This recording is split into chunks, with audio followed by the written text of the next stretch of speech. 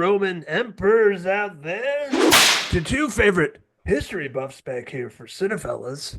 Moving forward from this point, please only refer to me as Emperor Logan Myers, and that's my good mate over there. And I'm the gladiator, Henry Hill. Ugh.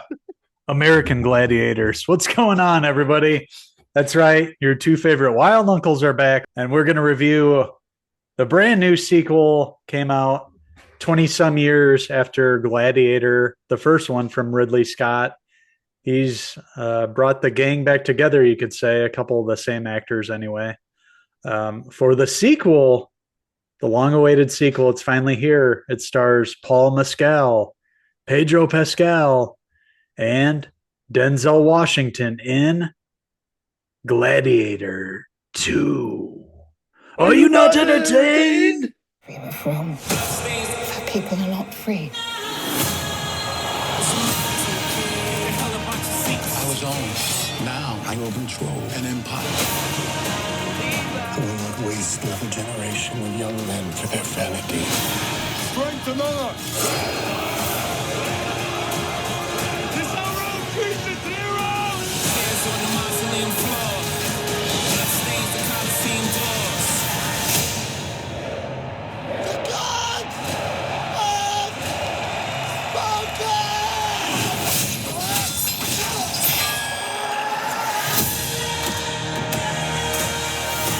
So that's right. We are back, and we are excited to be reviewing Gladiator 2 with you guys. And we both had a blast at the theater. We both talked to each other shortly after coming out of the cinema, and you could tell that we were both pretty happy and satisfied with what we saw. I know you were a little worried going into it. You told me, it being so long, and the trailer with the rap song, and just maybe, how are they going to recapture the magic of the first one? Because the first one really is a damn near perfect movie, and with a great performance from Russell Crowe, of course, Joaquin Phoenix, back when he was up and coming, and just had everything going for it. The Hans Zimmer score, everything was going great with it. And then they announced a sequel, and it finally happens 20 some years later. A lot of the times these sequels don't turn out great. We did have Top Gun Maverick, so there was that. And now we have Gladiator 2. So what did you think? I was pleasantly surprised. Like you said, I was worried going into this. I love the first movie. I saw it in the theater with my dad, 24 years ago. It's crazy to think about. It seems like yesterday, but seeing the original film, damn near perfect film, Oscar award winning movie, and of course Russell Crowe, nabbing an Oscar from that film. All these years later, of course, I'm worried. Ridley Scott's, been hit or miss for me directing, but returning to, ancient Rome, back to this world. I was definitely worried about it, but yeah, right from the get-go of the film, it's really beautifully shot, some really great set pieces, and a similar story to the first, but also very unique and on its own at the same time. Of course, with Paul Mescal playing Lucius. Definitely honors the first one, and tries to live up to the legacy of the first one. And Lucius, being the little boy that we saw from the first one, he's grown up now. It's been 15 to 20 years after the first movie. He's grown up now, and like you mentioned, it takes a beat from the first one. Lucius, his wife, ends up getting killed, and we have these greedy and crazy wild emperors ruling Rome now, and they basically take him for prisoner, and they say you're gonna have to fight in the Colosseum. And that's where we meet Denzel's character. He's kind of like the gladiator trainee guy, the one that puts him in to the fights in the Colosseum, and he sees something special in Lucius, and that starts his arc, which Denzel coming in here, you wonder how that's going to work out. And I thought he did a really great job. When you see him on screen at first, you're like, oh, here comes Denzel. It's going to be a big part of the movie. It might take you out of the movie, but really it was a pretty good performance. I will say that he's not over the top. He plays it just right. You believe him after the first couple minutes. And when you see them together, they have a lot of dialogue together. But it was interesting how Lucius has grown up now. And, Paul Mescal doesn't look exactly like Russell Crowe, but he definitely has that same sort of build. And you could see him being Russell Crowe's son, Maximus. You could see him looking enough like him to take over the role here. And, does he have as much gravitas as Russell Crowe? No, he doesn't have that much, but he does do a damn good job with what he's given here. And, we hear him with some dialogue. He has several speeches throughout the film. But mainly, he's going to have to sell us on his physicality. And I thought he did a really great job, selling with that.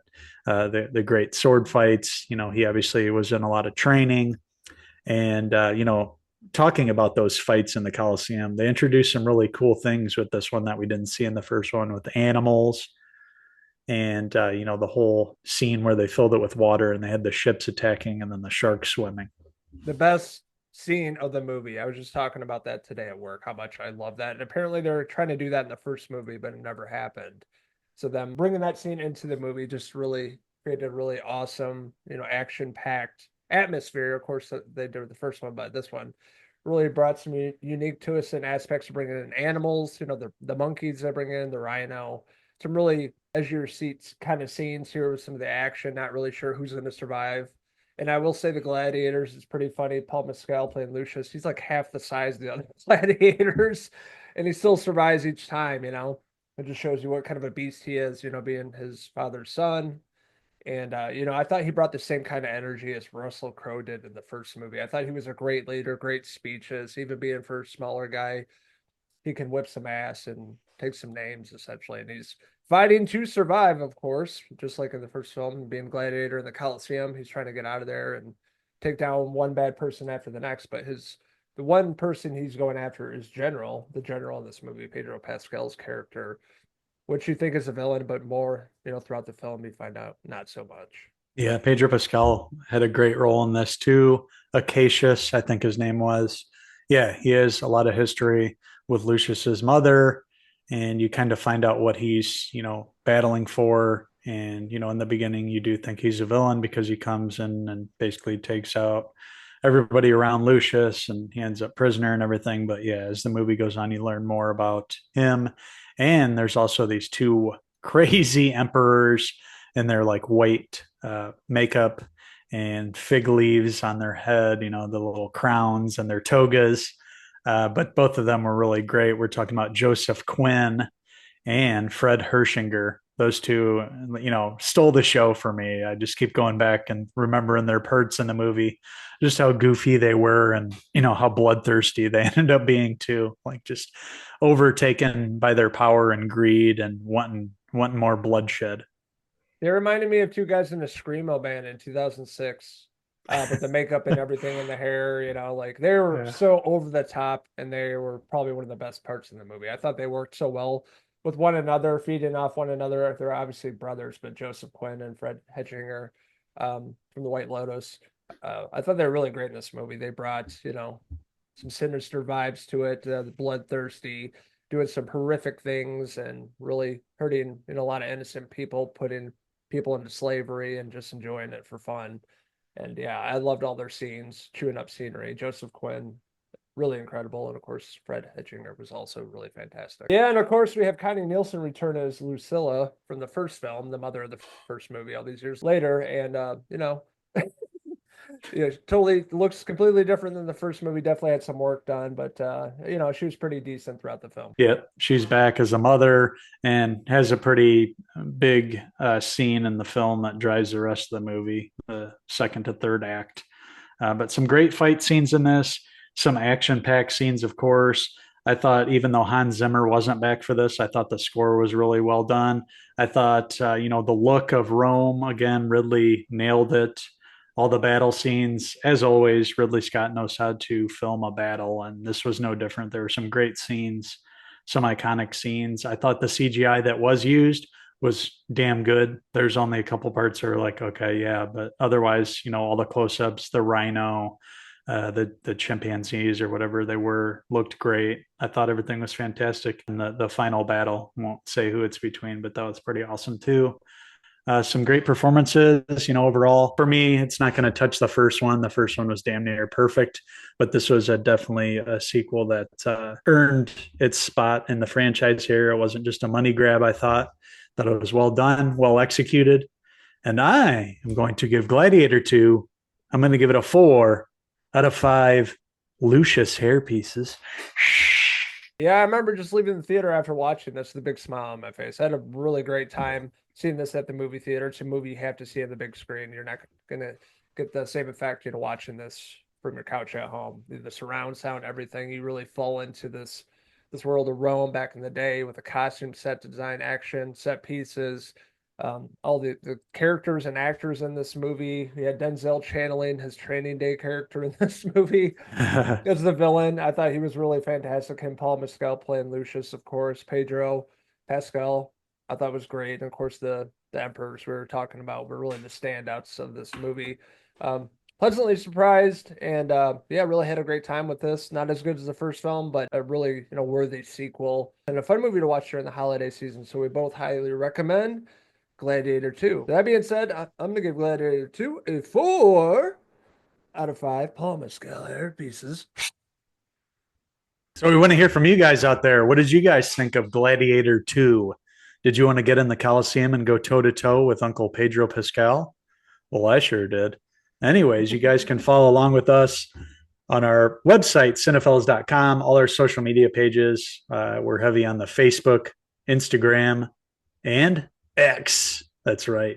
We're going to give it to you all month long. We're going to be back here as the month turns into December, the last one of the year, and we've got some good movies coming out in the month and some good shows as well. So a lot of good content for you guys coming right up, courtesy of the Cinephellas boys. Yeah, that's right. Stay tuned to our YouTube channel right here. Me and this guy are going to be shooting a lot more reviews. We got movie, TV shows, a brand new podcast hitting the channel very soon, and much, much more during the holiday season. So stay tuned for that. So thank you guys for watching our review of Gladiator 2. And until the next Cinephellas movie review, I'm Uncle Henry Crow. And please continue to only call me Emperor Logan Myers. Until the next movie review, cheers!